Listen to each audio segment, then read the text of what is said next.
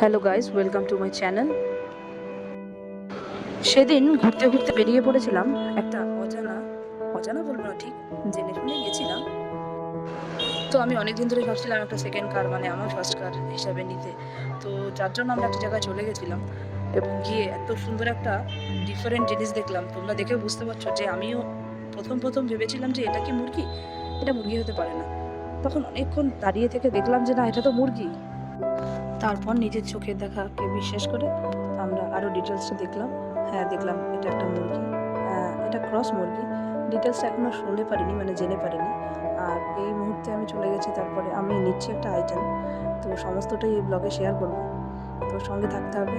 আর সমস্ত কিছু তোমাদের সঙ্গে শেয়ার করবো বলে এখানে আজকে এই ছোট্ট মিনি ব্লগটা দেওয়া। আশা করছি সবার একটু হলেও ভালো লাগবে, ডিফারেন্ট এবং অনেকক্ষণ ধরে ওয়েট করছিল। আর দেখো কত সুন্দর সুন্দর গাছ এখানে রয়েছে।